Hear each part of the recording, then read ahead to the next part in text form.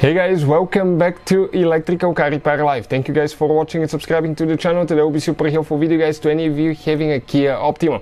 If you guys have a Kia Optima, you need to guys remove or replace engine, transmission, or both of them at the same time. Stay with us, we will explain how to do that. Most of the times when you need to replace an engine, it needs to come out with the transmission at the same time. So we will explain the concept, what you need to do to actually replace an engine on Kia Optima. It does involve quite a bit of work, but it's not as complicated as most people think, guys. Before we start, let me tell you, every single car we get at the garage, we try to make at least 200 to 300 free repair videos. We take them completely apart. We show you guys how to fix pretty much anything. Why we do that? Simply because our mission in the shop is to save you as much money as we can. All we need, guys, in return, please subscribe to the channel, like the video, that way we can keep providing this free information to you. Another thing, if you guys need to buy any tools, parts for a really good price and quick shipping, check out the link in the description of the video below and you can see where we get all that for a really good price and quick shipping as well. Let me explain what we have specifically here. Okay, 2013 Kia Optima engine, guys. Okay, Kia Optima engine right here. So how it comes out? First, you need to remove your bumper cover on your Kia Optima. Once you remove the bumper cover, remove headlights. Once you guys remove the headlights, you start removing the radiator support. You can actually remove the radiator support without, okay, the radiators and the AC condenser can even come out with the engine if you want to. So it's doable, guys. And if you want to see how to do radiator support, we have it on the channel, guys, how to do that. So once you do that, what else you need to do? You need to drain the cooling system on your Kia Optima. Most of the times, okay, the drain plug will be on the bottom left side. Make sure the cooling system is cold, not under pressure. You can open that one, put a container, and everything will leak out.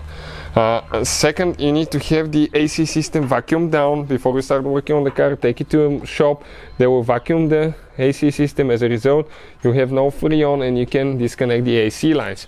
We have them disconnected from the back, okay, right there, but you can disconnect them from here if you want to. Now, if it's from here, you actually have to disconnect it from the AC compressor.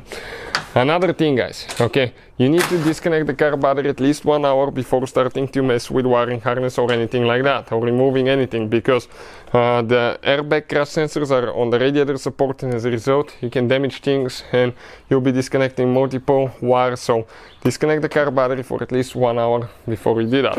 And on these modern cars, it really matters which battery terminal you disconnect first. If you do it the wrong way, you can cause damage to the engine computer, electrical component systems, and that can cost you thousands of dollars to fix, guys. So if you don't know which battery terminal to disconnect first, we have a special video that explains that, and I'll put the link in the description of the video below. Once you guys do that, let's explain what you need to do. You need to disconnect your CV axles. You need to remove them. You can see CV axles are completely gone, right? We remove them, passenger driver side CV axle. If you want to see a video how to remove CV axles on Kia Optima, we have it on the channel. Another thing, guys, okay, you need to disconnect your exhaust system. This is it, the exhaust is disconnected. You can disconnect it from here, okay. This is after the exhaust manifold, and that's a flex pipe, or you can disconnect it after the flex pipe. It works either way. If you can from here, it will be more convenient to pull the engine out, but those nuts are not so easily accessible.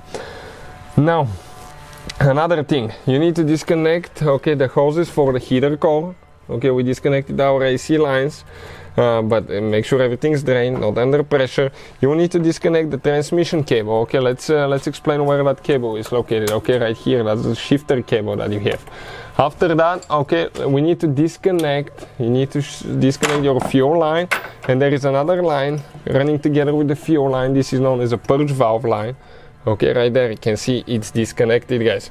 You need to follow certain procedure disconnecting the fuel line, or you can catch yourself on fire. So consider this entertaining video and not a how-to video, guys. So something else, okay, the wiring harness on that Kia Optima will come out, guys. Okay, will come out with the engine computer. So let us show you here. Okay, wiring harness, engine computer, everything comes out here.